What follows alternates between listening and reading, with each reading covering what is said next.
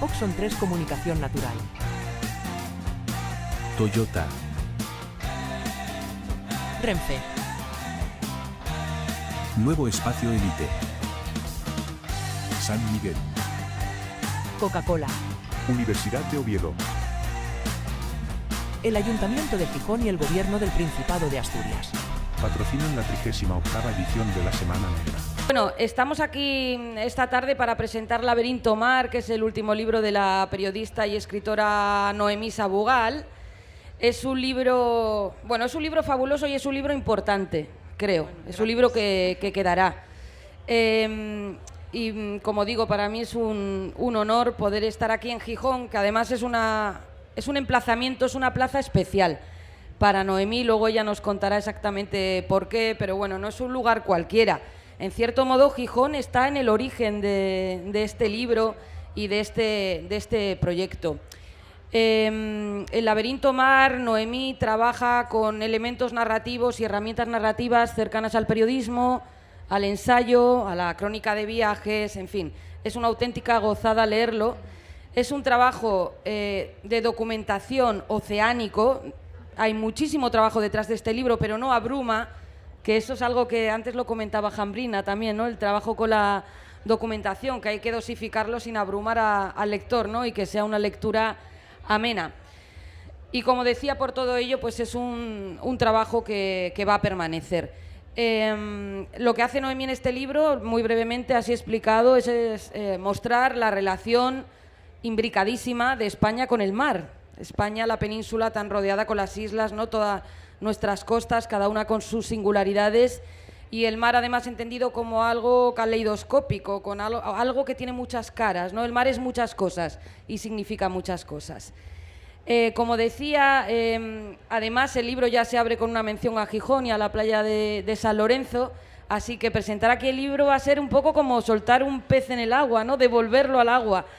Presentar aquí Laberinto Mar va a ser como devolver el libro un poco a su medio. ¿No es así, Noemí?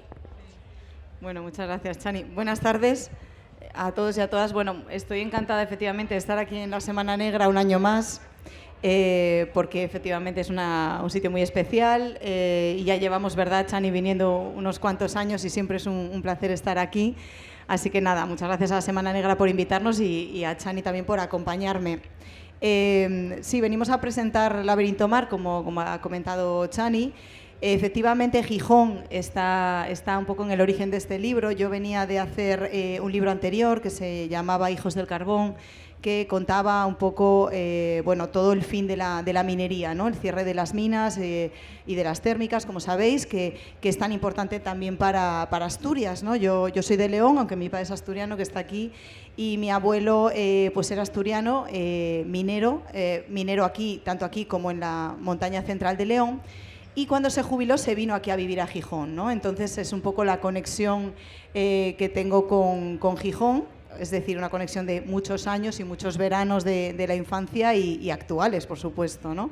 Entonces este libro es un libro frente al otro libro, que era un libro también más apegado a mi historia familiar, a lo vivido, digamos también de pues, un ejercicio de memoria. Este es un libro más de descubrimiento, pues como comentabas, ¿no? De la importancia que tienen las costas para este país, que tiene el estar rodeados de mar, y lo que eso supone pues para los oficios, para la economía, para lo sentimental también, para un montón de cosas, ¿no? Y de alguna manera está bien lo que comentas de que es devolver el pez, ¿no? Al mar original, porque empieza aquí el libro. No sé si justo leer, estamos un poco empezando, pero no sé si leer el comienzo. Empieza justo el libro aquí en Gijón. A veces está bien empezar por el comienzo, precisamente, sí. Así que si lo leyeras... Sí. Bueno, os voy a leer justo el comienzo porque, bueno, efectivamente, como empieza aquí, pues vais a reconocer muy bien los lugares de los que hablo, ¿no? Y empieza así, a modo de botadura, la vida azul. Las olas rabiosas contra el espigón, un estallido de espuma sobre los pescadores. En el puerto, los barcos en su danza hipnótica, los mújoles devorando, ciegos, la porquería de la ciudad. Una playa de piedras junto a las rocas. En ella encontraba, de vez en cuando, una orejita de mar que cogía como si fuera un tesoro. El cielo gris sobre la playa de San Lorenzo, con el agua del color del barro. Otras veces un sol aplastado sobre la arena, el espacio mínimo de la toalla cuando sube la marea, mientras se oye por megafonía el aviso de que se ha perdido un niño de 5 años. Pedro, con un bañador verde. Pedro, de 5 años. Quien lo encuentre, que lo lleve a la caseta de salvamento situada en la escalera número 12. Y mi madre, que está aquí. Un niño perdido, ¿veis? Este es mi enlace con el mar, el Cantábrico en Gijón. En el Furioso Cantábrico, mi hermana y yo aprendimos a nadar o algo así. Mi hermana, que también está aquí. Entonces, bueno, es efectivamente esta conexión con el mar, que yo empiezo precisamente el libro aquí, porque yo creo que en este país pues todos tenemos esta conexión con el mar, aunque solo sea con el mar de los veranos y el mar de la infancia, ¿no? Y después ya hay una conexión mayor, que es pues las personas que han vivido y viven, por supuesto, del mar y de oficios relacionados con el mar. Espero que apareciera Pedro. Pues Pedro solía aparecer y todos los niños ¿no? solían aparecer, pero es bastante inquietante, ¿no? O sea, yo creo que era la mejor publicidad para no ser parte de tu familia, ¿no? Porque era como que lo oías, ¿no? Dios mío, pobre Pedro. Y nunca te decían, ha aparecido Pedro. Eso hay que decirlo, ¿eh? Que lo normal hubiera sido que en nuestra infancia hubieran dicho, oye, ya está Pedro aquí. Pues no, te dejaban ahí con el alma en vilo, pero bueno, era parte de la publicidad, de no te separes de tus padres, cuidado. A lo mejor no existían esos niños que se perdían. Ay, pobrecitos. Ojalá, pero sí. Bueno, parece que la minería y el mundo del mar están muy alejados. En Hijos del Carbón, bueno, Noemí es hija de minero, nieta de mineros, parecía como algo natural que escribiera un libro sobre la minería, un libro súper recomendable, por cierto, si no lo habéis leído, Hijos del Carbón, también en Alfaguara. Y luego salió Laberinto Mar, y claro, la conexión personal no es quizá tan obvia, pero la hay, como hemos visto ya en esta primera página, pero es que además eso, ¿no? Minería y pesca y mar, minería y mar tienen también puntos en común. Sí. A ver, muchísimos. Claro, lo primero que yo pensé fue hacer un libro sobre la pesca, es decir, sobre ese sector de la pesca, y comencé a pensarlo cuando yo estaba haciendo ya Hijos del Carbón. Bueno, ya sabéis que cuando hay un accidente minero, aquí hay varios mineros, siempre se dice que nadie se queda abajo, ¿no? Es decir, aunque da igual las toneladas de carbón, de tierra que hayan caído, siempre se recuperan los cuerpos, como sabéis. Bueno, en el mar no ocurre esto, y uno de los duelos más difíciles de pasar es cuando no se recuperan los cuerpos, como pasó en el Villa de Pitancho. Yo hablo con las viudas y una huérfana de los marineros del Villa de Pitancho, y aquellas 12 familias que no han recuperado los cuerpos tienen un duelo muy difícil de cerrar, ¿no? Entonces yo empecé ahí a pensar un poco en el mar, y sobre todo porque efectivamente hay muchas analogías. Son dos sectores primarios, del sector primario, son dos sectores en comunicación con un elemento natural, en un caso pues la tierra, en otro caso pues el mar, ajenos pues eso a nuestros deseos, es decir, las cosas que ocurren en el mar y que ocurren en la mina pues no siempre se pueden prever ni se pueden controlar. Y después son sectores que crean comunidad, crean una comunidad cultural, económica, sentimental, laboral, efectivamente, muy fuerte, ¿no? Entonces yo por eso pensé mucho en el sector de la pesca y en este oficio, igual que en la minería, que suele pasar pues de abuelos a padres a hijos, ¿no? Pero después también, al pensar en el mar, vi que ahí reducía demasiado quizá el foco, ¿no? Porque el mar son muchas cosas, no es únicamente la pesca, sino que claro, es turismo, es leyendas, pues bueno, un montón de oficios, por supuesto, son los astilleros. Ahora que estamos, por ejemplo, aquí como sabéis, lo que fue Naval Gijón, pues una de las partes importantes y de los sectores importantes que se tratan en el libro es el sector de los astilleros, ¿no? Un sector que ha sido tan importante laboralmente y cuyo cierre también pues ha sido un drama, ¿no? O sea, un drama para lugares como estos, por ejemplo, todos estos barrios que rodean aquí, como sabéis, que vivían de los astilleros, ¿no? Y también un oficio familiar, en fin, también la parte industrial tiene muchas analogías con la minería, ¿no? Los astilleros y la minería. Entonces, bueno, el mar sí, pues es un libro, como tú dices, oceánico, con un montón de temas, pero ahí sí que me salí solo de la pesca, aunque por supuesto la pesca, el marisqueo, los bateiros y bateeiras, pues bueno, muchísimos oficios del mar aparecen en el libro. Ha tenido que ser muy difícil organizar la estructura del libro para poder dar cabida a todos esos temas, como dices tú, la pesca, pero dentro de la pesca pues hay también muchas cosas, ¿no? El cambio climático, el turismo, en fin, la gastronomía. organizar un libro así, imagino que habrás tenido muchas horas de trabajo sentada delante del ordenador, dando vueltas a ver cómo ibas organizando todo este crisol, ¿no?, de información. Me parece algo muy complicado lo que has hecho. Bueno, sí, yo qué sé. A ver, sí, es complicado porque, tienes que decidir, claro, es un tema muy grande, efectivamente, y yo lo que decidí fue, claro, cómo abarcas algo inmenso, ¿no? Pues por partes, o sea, como cuando tienes un problema muy gordo, ¿no? No lo puedes pensar todo a la vez, no puedes decidirlo todo a la vez, no puedes resolverlo todo a la vez, tienes que empezar a resolver pequeñas partes, ¿no? Entonces, ahí es importante la ordenación temática que tiene el libro, ¿no?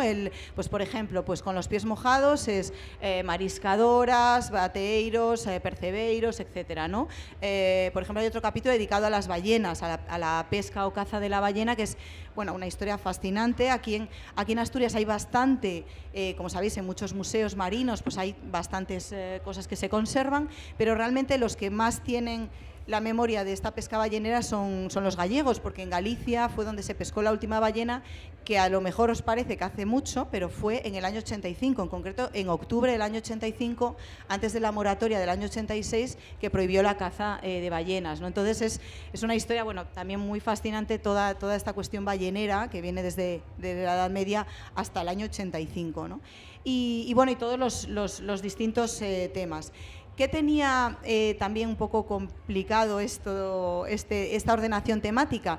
Que, claro, cada tema me llevaba a muchos sitios. Entonces, a diferencia de Hijos del Carbón, que tenía unos capítulos iniciales donde yo explicaba un poco todo lo que es el microcosmos minero o macrocosmos minero, porque la verdad hay muchas cosas que explicar ahí, y después sí que es verdad que iba haciendo los viajes, ¿no? En cada sitio. Entonces, pues si hacía Asturias, escribía Asturias, cerraba Asturias, hacía León, cerraba León, hacía Palencia, hacía pues lo que fuera, ¿no? Cataluña, que tiene también pues su parte minera, pues Sevilla, Teruel, bueno, todos los sitios, ¿no?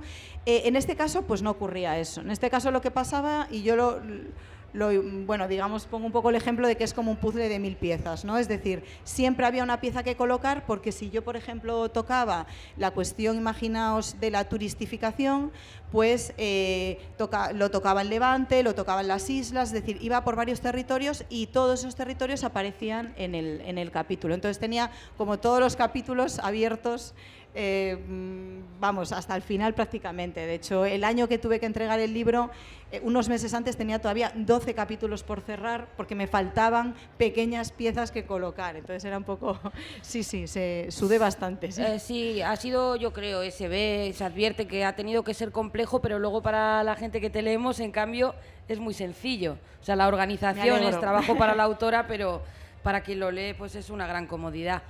El mar es muchas cosas. Tiene caras muy duras. Quizá pues las peores, ¿no?, son los naufragios. Has mencionado antes el Pitanso, sé que hablaste con aquellas mujeres y que fue quizá a lo mejor, no sé si lo más complicado, pero seguramente de los momentos más complicados, ¿no?, en este largo proyecto que has mantenido y que has llevado a puerto. Sí, a ver, fueron muy generosas a la hora de comunicar pues su situación de duelo, ¿no? Pero fue duro, claro, porque es una situación muy dura, y sobre todo aquellas familias que no han recuperado los cuerpos, ¿no? Como ellas explican, ese duelo no se cierra, ¿no? Pero después también ellas han peleado mucho por algo que es muy importante. Cuando naufragó el Villa de Pitanso, a ellas les dijeron, bueno, muchas cosas. Una de ellas, por ejemplo, es que no se podía bajar al barco, o sea, que era imposible. Como sabéis, bueno, el barco naufragó en la zona de Terranova, entonces, bueno, que el barco no se podía bajar, que no sé qué, no sé cuánto. Entonces ellas pelearon mucho para que en la investigación pues se bajara, como se bajó al final, se bajó un robot submarino para grabar el barco, porque eso es importante a la hora del juicio, que todavía no está juzgado este caso, ¿no? Entonces ellas pelearon mucho, y esto es importante también porque cuando haya otro naufragio, porque lo va a haber, de hecho ya lo ha habido algunos más, no tan numerosos por suerte, pero los ha habido, para que haya un protocolo claro de investigación. Entonces han sido muy peleonas y han sido también muy generosas a la hora de hablar de esto, sí. Ya se está alargando lo del juicio, ¿no? Por cierto, ¿cómo estas cosas, no sé, sin más una observación, que cómo pueden ser las cosas así, cosas, y ya que no haya pasó, un protocolo y tan duro?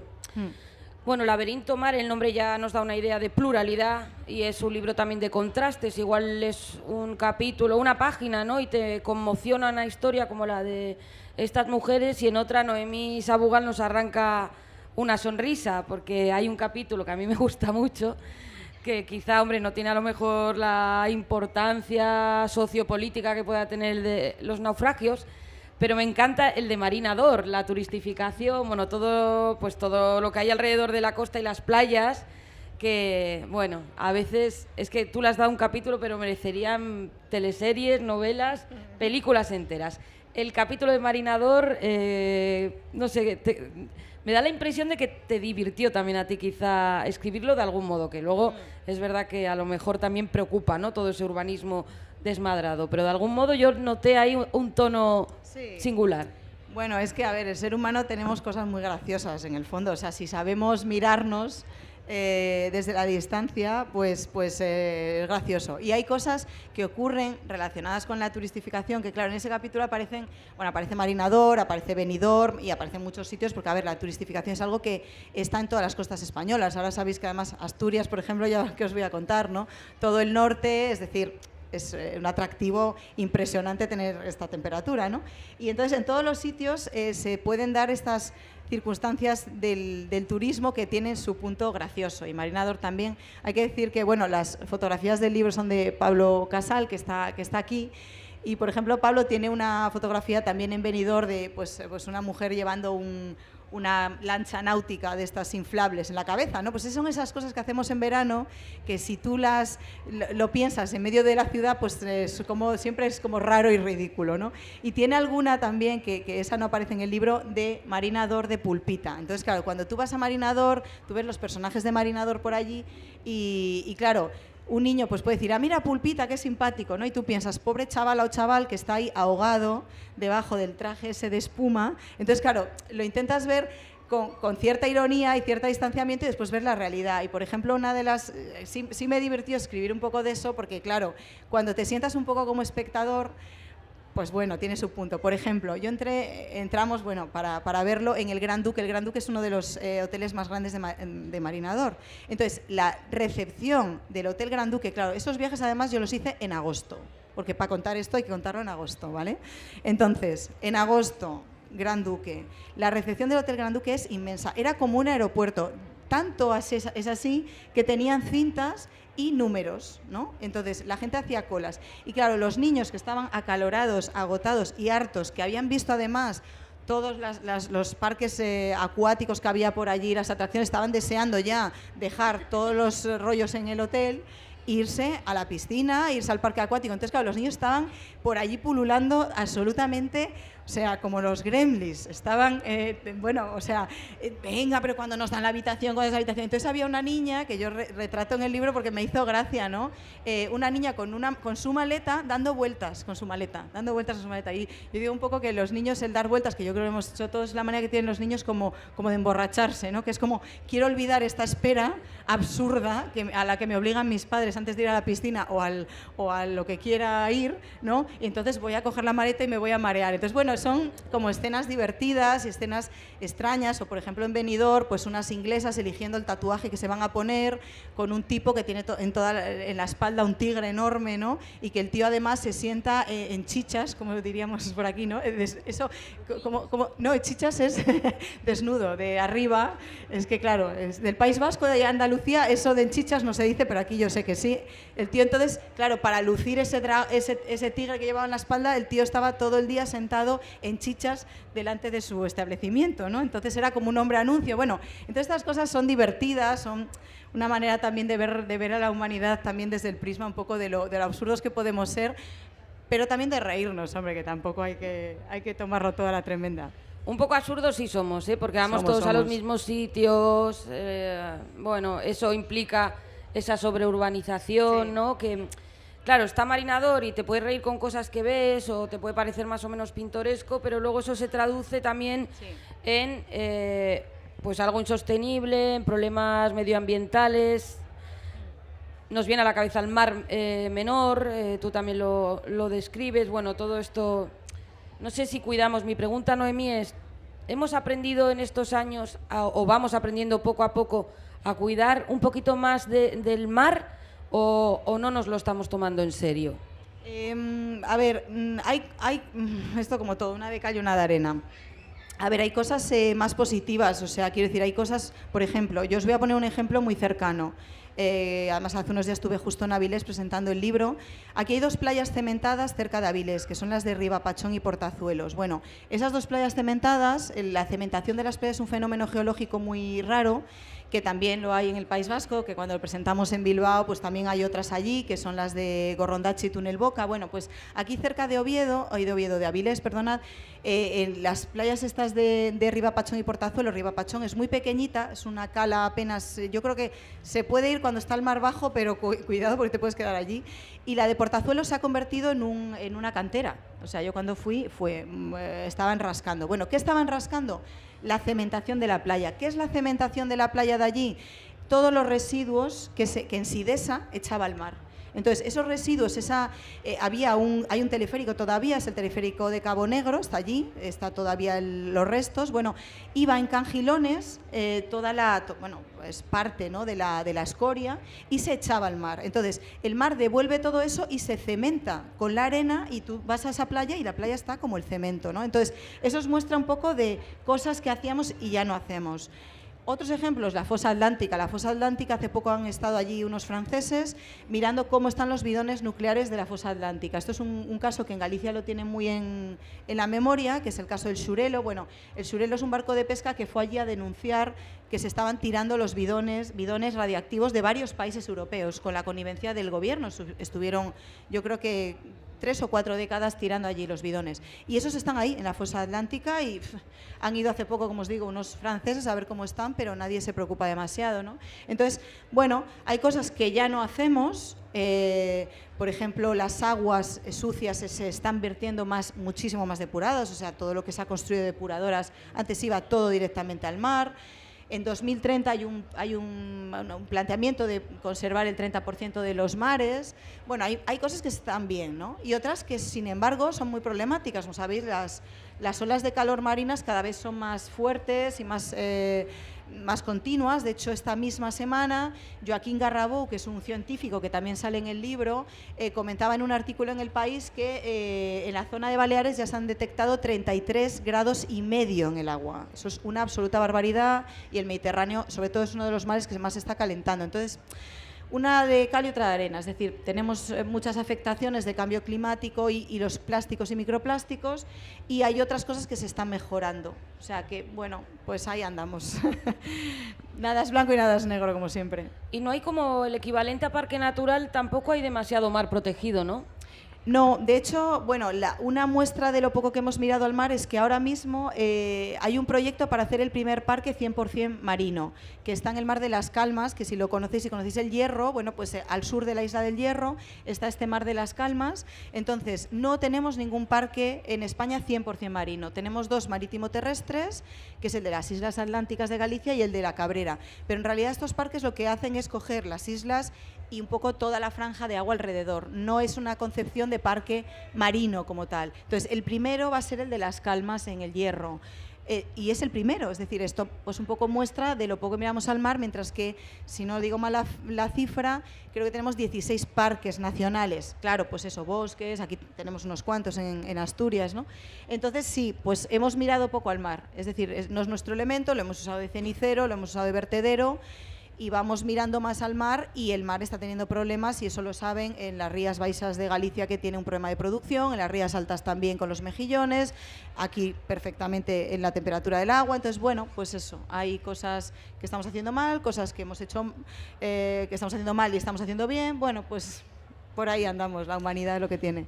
Bueno, ya ven que hay un montón de datos que llaman mucho la atención, este tema de que no haya ningún parque marino. Sí, sí, es curioso. Lo de la ballena, que se dejara de pescar en 1985. El libro es un continuo regalo para aprender y para sorprendernos también, ¿no?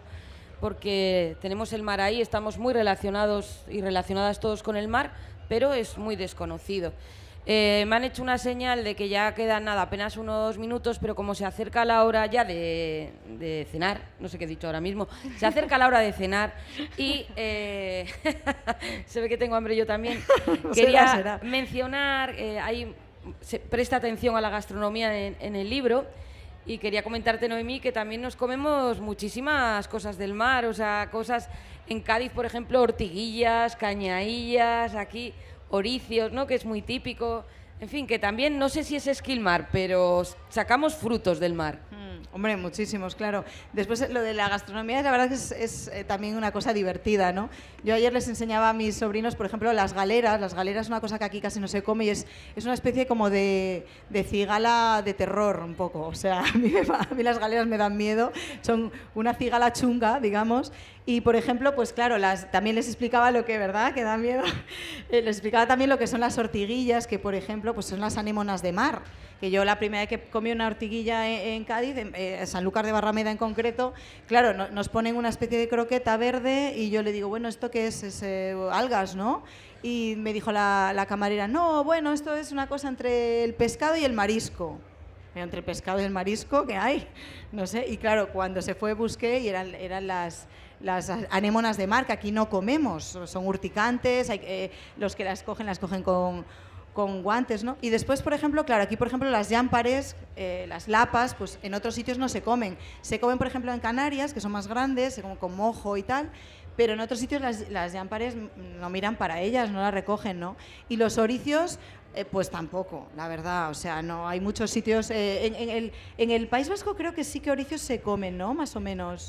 Sí, no creo que sea lo que más se estila, pero sí, pero en Málaga sí. También se celebra, y en Cádiz, la erizada antes de carnavales de Cádiz, sí. Pero bueno, en otros sitios ni los miran, ¿no? Entonces, no hemos llegado al nivel de los japoneses y de los chinos, porque ellos se comen muchísimas más cosas. De hecho, os diría que, por ejemplo, yo he hablado con pescadores gallegos que recogen aquí pepinos de mar y los llevan todos para el mercado asiático, porque los pepinos de mar aquí casi no se comen. Se comen en la zona de Levante, que les llaman espardeñes, en la zona así de Valencia, Cataluña, tal, pero es raro encontrarlos, raro. Entonces, nosotros comemos cosas increíbles. Y mira, ya para finalizar voy a leer una cosa graciosa que yo creo, que es los percebes, ¿vale?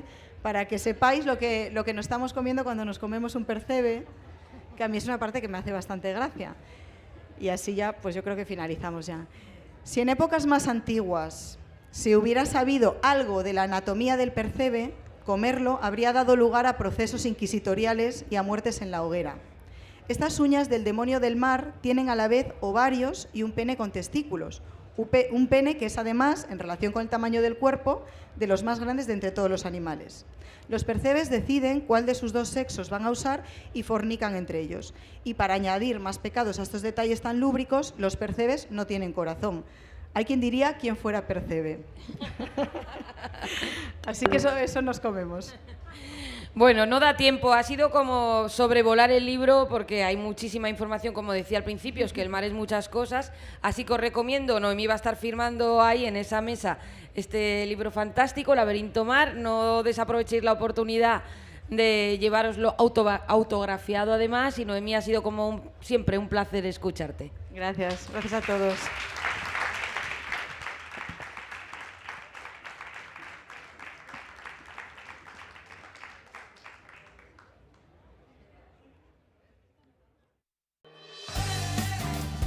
Oxon 3 Comunicación Natural. Toyota. Renfe. Nuevo Espacio Elite. San Miguel. Coca-Cola. Universidad de Oviedo. El Ayuntamiento de Gijón y el Gobierno del Principado de Asturias. Patrocinan la 38ª edición de la Semana Negra.